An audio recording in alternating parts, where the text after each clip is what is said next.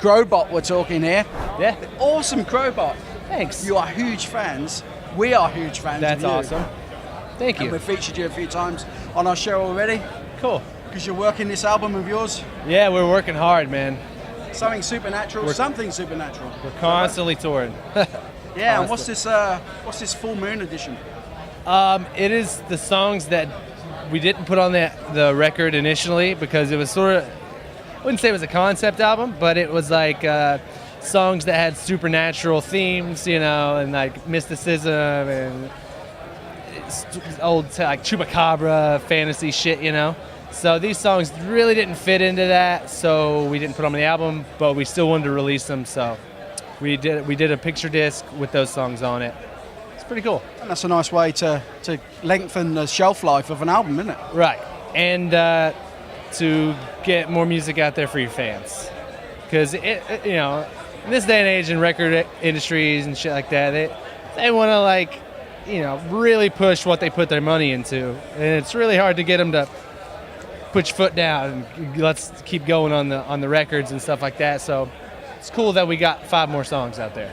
And it's much faster turnover nowadays, isn't it? So you must be under pressure to get another album out. Well, we've been writing, and we had like 50 songs before this album. So even if it's like, you know, we were a little stressed about the writing issue, stuff like that, we could rehash some of the songs that we loved, and you know what I mean? It would be cool. But we've got 3 weeks after this to finish up the writing for the new album. We've got, I'd say, like 5-6 brand new songs that we feel really strongly about, and probably 15 rough shells of songs that we just have to work out in the room together, you know. So. And now you're moving on to second album, is correct, isn't it? So are you under pressure to have, you know, like you've said, you've got 5 new tracks that you put out that didn't suit the debut album when it was first released. Right. Have you got to think about that? Is it that sort of business mode now? Well, where we stand now, it's like, let's write 25 brand new songs that we feel really strongly about.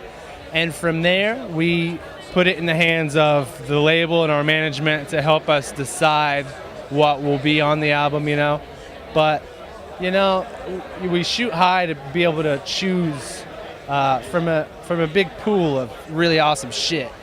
And you want other people's opinions because you're going to think that all your songs are awesome. But realistically, they're not. You know, not every fucking song you write's going to be a masterpiece or even good.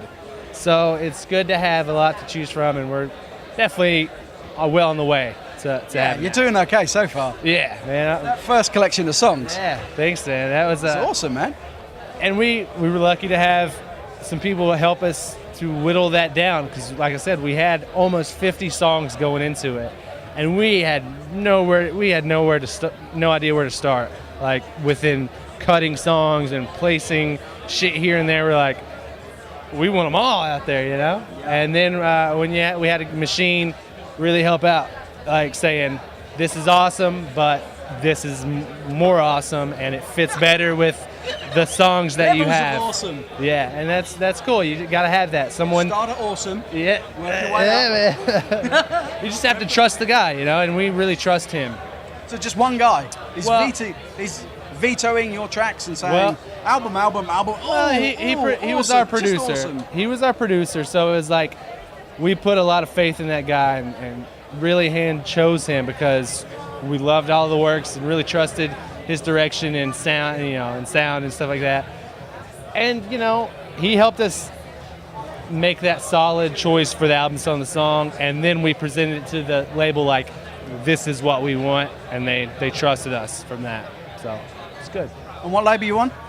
Wind Up Records. And over in Europe, it's different, isn't it? It's Nuclear Blast. Yeah, that's right. So you know more than me, man. Yeah, you're in Europe now.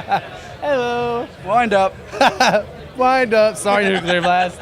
We love you. Yeah, the Nuclear Blast people were like walking me around too, like. Because they've got a great roster. I don't know if you know. Do you get a chance of seeing what it's like over in Europe? Graveyard's one of my favorite bands. Scorpion Child, which we're touring with later on over here in the winter. Hey man, what's up, dude? We're at Download. We're in the media tent. Crazy. What can you know? So you're touring with Scorpion Child? Yeah, we're doing a headliner run with Scorpion Child and Buffalo Summer in the winter. Well, November, December. So that's going to be awesome. It's going to be Is that- UK and all mainland Europe. Like it, see? You're getting your... America's not known for their geography, are they? But you guys in bands, you get to leave the country. Not many Americans do leave the country. And you said UK and mainland Europe. Yeah, that's right. You got it right. We were on the Black Label thing, and that was our first time over in mainland. And that did a lot for us. You know, that the crowds were phenomenal, and the response that we got was really, really good. So that sounds like a great lineup, because we know the Buffalo Summer guys. Never and met of course them, we know. and I've only heard their stuff on Spotify, but I can't wait to see them live. I mean, didn't pay for it. What? No. You streamed it. Well, Man, you're in the industry. You should know. How do I know if I'm gonna like it? They've received like 0.00007%. Yeah. Oh, I know. I believe me. I agree. I don't get any money ever. So how does it go now as a business? You grew up living with bands like who? Who inspired you? Clutch is probably my biggest influence. They weren't in your dad's record collection, were they? No, that was actually one of those that I discovered when I was a kid, you know, and first time ever hearing them, they were like my favorite band. And up until now, like our biggest tour, our first big tour was with Clutch and the Sword.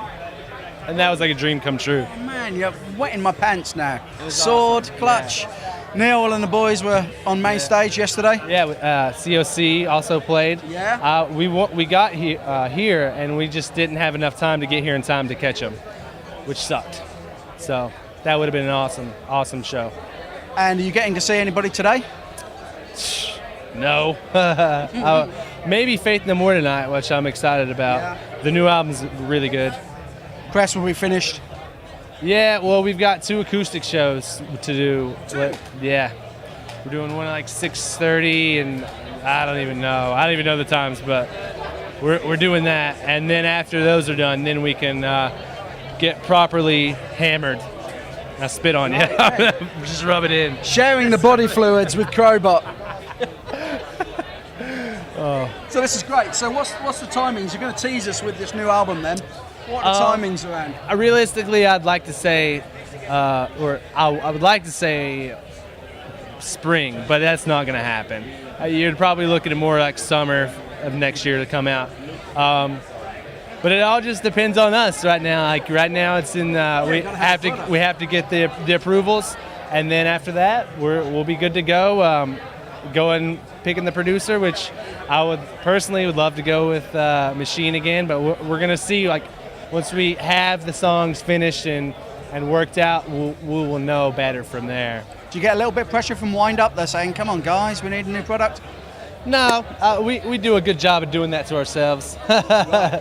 But that's good, man. We're a hard-working band, and we are constantly working, and we just did the Volbeat Anthrax tour in the States, and every day we're in the green room writing riffs and putting together songs and jams for this time coming up in the next 3 weeks to get together, so we have these shells of 3-4 part structures to jam together and really work the songs out from there.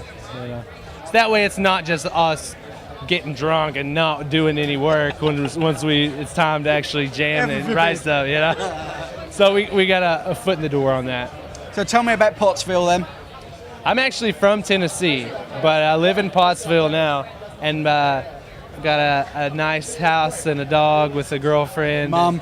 No, Mom's home in Tennessee. Okay. Yeah. So have I got to go to Tennessee? Well, I go there like. Well, I'll take you there. It's beautiful. I'm gonna personally introduce. This is value for money, man. She's pretty lonely, you know. Both her boys moved out. Yeah. What are you gonna do? You might like her. She's a rock chick. So what is Pottsville? Pottsville is. I saw the name on Facebook. It's Yingling. You ever heard of Yingling beer? No. It's a really good. Is that what it's famous for? Yeah, Pottsville? That's about all Yingling it's got. beer, and I hadn't heard of it. Sorry. Nah, yeah. So 4 guys out of Pottsville. That's not well, common, is it? The 2 brothers in the band are from Jersey. Yeah. Brandon's from that area, but we all live there now because it's cheap, and we've sort of settled down. I mean, me and Brandon live across the street from each other in our girlfriends' houses. So nice. They support Crobot. You got to stick with your girlfriends then. Oh yeah, You can't we do. split up. Not now. That's too Otherwise you late have for to that. relocate. That's not right, is it? Yeah, you know, Paul sleeps on Brandon's couch and Jake sleeps on mine. So Nice and intimate across the road. there we go. No excuse not to get the album finished now. I know, Now right? we know this, didn't we? Yeah. Wind Up didn't know that, did they? Nope, they do now. Shit. Great. Bishop, lovely to talk to you, Yeah, man. You too, man. You've been listening to Keevils Killer Cuts on TMR TV. Is the fish from Crobot. That's right, baby.